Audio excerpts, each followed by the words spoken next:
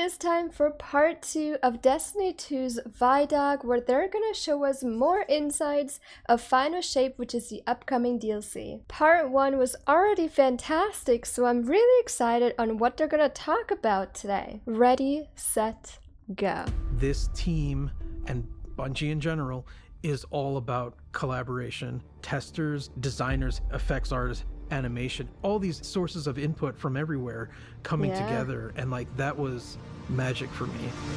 I bet. Oh, let's go. Oh, wow. The Final Shape, it felt a little like a love letter at times. We really awesome. thought about bringing that forward to the weapons. Like Kvastov, it's the first gun you get. There has to be the narrative bookends of the first gun I got in the game. It's here in the Pale Heart. It's like this old friend returned. That's crazy because like Kvastov is like such an amazing and meaningful weapon, right? You started off Destiny playing with Kvastov, and the fact that like Final Shape is supposed to be the end of the Light and Dark saga, and we get it again, just in a different way, and from what it already kind of sounded like, it sounds super fun. I love auto rifles, so I'm really excited for it. It's just really iconic knowing that's the weapon you start off with, and now the story's kind of coming to an end, and we're getting it again. How do you make this thing really good and really powerful without making it not what it is? And that was really challenging. What we ended up deciding on is it is about your skill. Oh, it's all in the wrist. A little like it's gonna bounce several times down this line of guys. You're just really good at bouncing this bullet. It's fate almost. This thing's dope. Oh, yeah. And we pepper in the number yeah. 7 as many places as we could. So it bounces 7 times. It's got a bunch of 7s in its stat. It's gonna be so awesome. You get 7 bouncy bullets when you pick up an orb of power. Bungie has a long legacy of loving the number 7, and this felt like the right place. Yes, of course it has to be number 7. I love that all these little details sometimes in a game you could just figure out, and it being number 7. It's like this cool little like Bungie Easter egg you can always find. For it.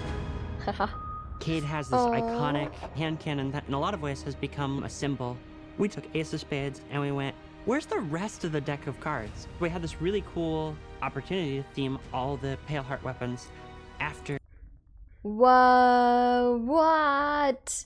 That's so cool. So I ended up seeing the image of all the weapons on a TWID, and I noticed that a lot of these weapons had like different deck of card symbols on them, along with like characters, and I already thought that was cool. This is so freaking cool looking. I like this. Different suits. It has this two-tone feel to it. The opposite side of the gun is the inverse of that idea. What? So what? This is like a two-way kind of way to look at the weapon. Wow, I can't talk today. So this is like one side of it and this is the other side of it. That's actually so cool. I love that. What a cool idea. They look freaking awesome. Wow. This looks like an SMG. Sidearm. Sidearm. It also has like these fantasies of characters that is epic. That have influenced Cade. These guns are part of his past. We wanted something that... Wait, I wonder if there's a lot of lore we can find out behind these, just because he just mentioned that it has to do with Cade's past. That would be awesome. That you can't do with any of your other weapons. And we came up with, no hesitation, it shoots these harmonic bullets that if you're targeting an enemy, it'll hurt them and burn them. But if you're shooting an ally, it'll heal them. I love this thing. Oh, what? I'm so glad. No way. We had to build a lot of the language. And with the new cool little Guardian health bars, you can see that. The healing effect on it is very strong. For a while, we were calling it the Just Don't Die gun. It has its own little energy bar, like the glaive does. And that energy bar is charged by any damage whatsoever.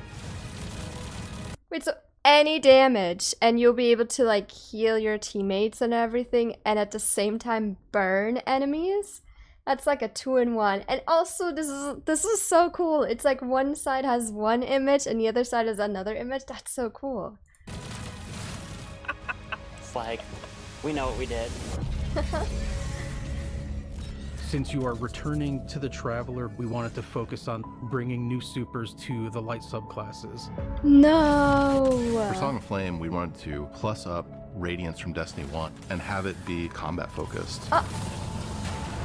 If you remember, Radiance from D1 has fire wings. We kind of ate that visual space with Dawnblade, where you've got these like awesome flame wings. In a split second, if a player sees a character solar with wings, they're going to see that it's Dawnblade. We had to come up with something different. Zach, our VFX artist, came up with the idea of this halo around you, like a medieval painting. Stop! Look how cool that looks. I actually love this so much. This is something that would definitely make me want to play Warlock. Wow. Okay, wait. Like, go back to having more supers. We're getting prismatic already, which I know isn't exactly a new super, but it's really cool because you can combine supers and abilities from other supers and all of that. But now we are also getting more supers for every character. This is crazy. Bungie came out of nowhere with this one. Wow, we're getting so much stuff. Oh, no way! Twilight Arsenal is a one-off super that so also cool. creates these axes. Coming up with visuals for that axe, it was an interesting challenge. How do we want to root this in Destiny? We took a lot of inspiration from Titan's shield. What would it feel like if the axe was the shield broken up? And when you look at it side by side, you can definitely... Oh, the shield broken up? Wait, I get that. Oh, that is so freaking awesome. I actually like that idea. It's supposed to be a full shield, but it's like broken and it becomes into like it turns into like this axe. Man, who doesn't want to throw axes? definitely see that connection between the two. What? Storm's Edge. We wanted to call back to Arcblade in Destiny 1. Throwing the dagger and zipping over there, blowing up stuff. How long do you have in the super? Initially, you had a long time. You had 24 seconds. We did not earn any friends in those playtests. no, people were pretty mad. But we toned it down, and now you only have 12 seconds, and it's a lot more reasonable. We found a problem where 12 seconds? So you like throw this boomerang looking thing and you just teleport towards it? And he said you also do like explosions and stuff as well. I guess anything that, you know, you're teleporting nearby maybe? Not sure about that. That looks epic though. Like, who doesn't want to teleport? when you grapple and then you cast Blink Dagger out of it, I fall to the floor, right? Whereas if I'm in midair and I Blink Dagger, I should be held in midair, right? And it sucks. So I want to fix it. It's the things like the camera shake, the way the rumble spikes and then falls back off. We need all of our abilities to feel awesome. We want to make it so that the controller melts away. You stop thinking about what do I have to do, and instead you just inhabit your character. Heck and you don't have yeah. to think about it. The game just plays.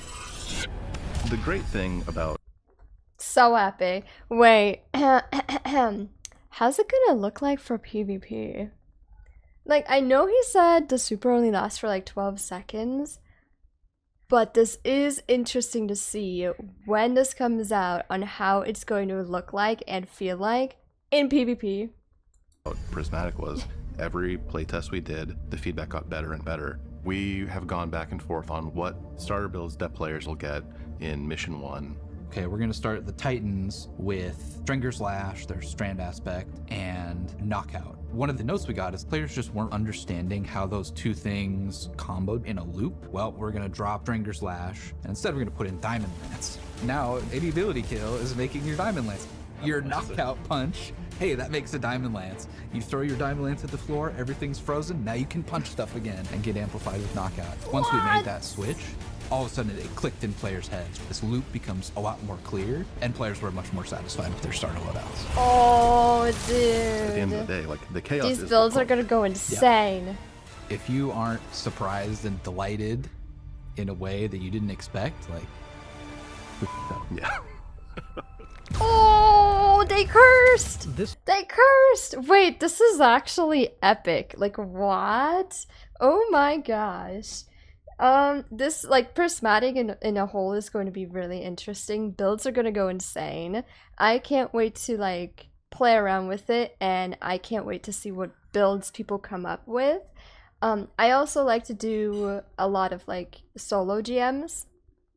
Although I haven't done them in a while, but I am very curious to, like, you know, whatever the GMs are gonna be next season episode.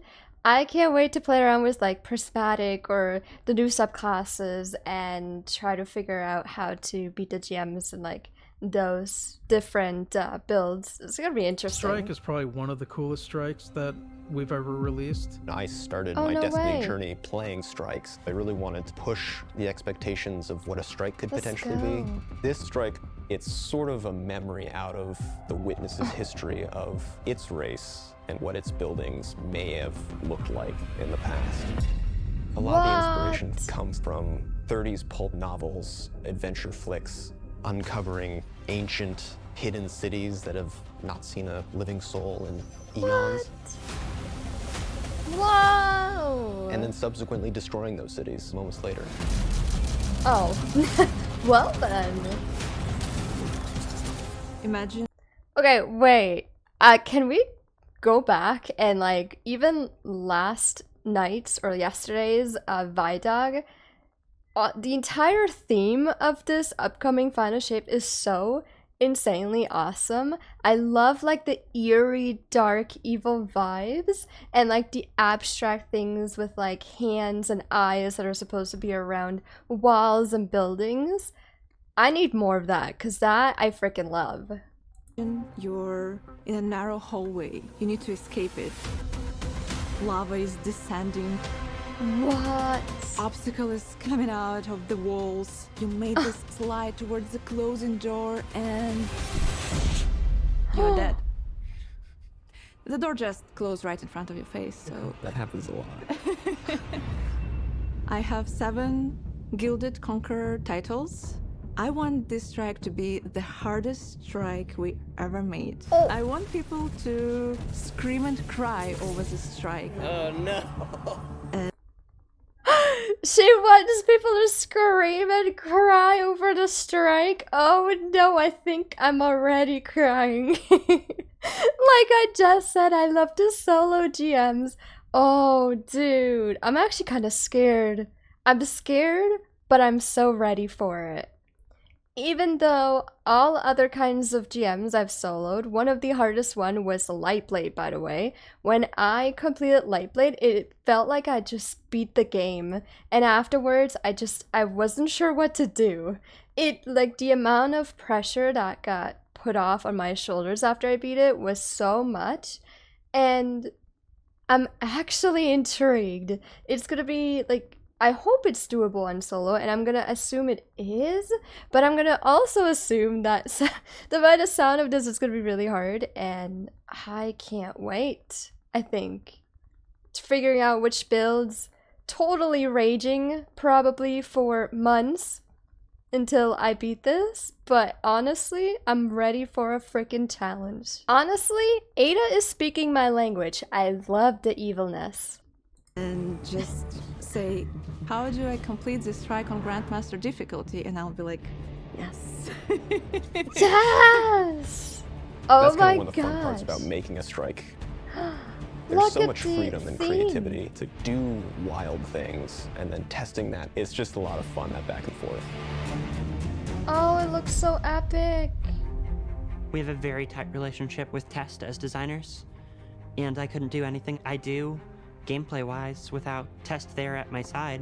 But as soon as I can get fresh eyes on it, I think that's where it really comes in. We ran a lot of play tests, and every time I would invite people, I'm like, this is final play test, but it's never final. We just can't stop. It's really not just one department creating something special. When you see all those things combined in the iteration and the back and forth, and when you get to this end result where it just feels like it couldn't be any other way, we hit on something amazing here.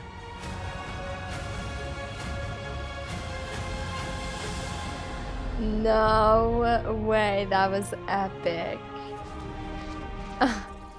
Not only are we getting new subclasses, which came out of nowhere after figuring out Prismatic, I thought that was the only kind of subclass we were gonna get, but no, there's gonna be so much more. But they're also bringing out a very hard, difficult, eerie looking strike that I can't wait to try out with a team and solo, although I'm gonna be very scared for it. But I'm ready for the challenge. Like I said in the other video, ViDocs have always been super amazing just because of all the little glimpses that they show of the upcoming DLC. This is by far probably one of my favorite ones, and that might be because it has a lot of eerie and scary to it. I love the abstract and the theme, and it's just so different, and the evilness from the Witness. And I know the Witness is probably going to try and bring us to his side so we become a disciple. At least that's how Yes It Is ViDoc sounded like. And honestly, like, where can I sign up? Because I'm so ready. But on a serious note, Bungie team did amazing with both of these ViDocs. I love, love, love to see all the behind the scenes and all this work coming from like a piece of paper or a whiteboard and literally them making it become alive, and every part and aspect of it, I feel like everybody did a good job. Now obviously we won't really know what it's gonna look like until Final Shape is out, but I am super excited. All of this has looked so amazing. For months has Bungie brought out little like glimpses and things that we can see about what's supposed to happen in Final Shape, and I know that's probably only 5% of it that they've shown us, or even less, and they just keep coming out with more and more and more stuff that is just amazing. And even with like Into the Light stuff, they already did a phenomenal job, so I'm really, really excited for this one. I couldn't even tell you what my favorite thing was in this video, just because it all looks great. I'm really excited for these strikes and for the subclasses, which I had no clue we were even getting more, so that definitely came out of nowhere. And you guys let me know what you guys thought was exciting and what your favorite thing was. I appreciate you guys coming in and watching the video. I will either see you guys in a future Twitch stream or in another video. Bye!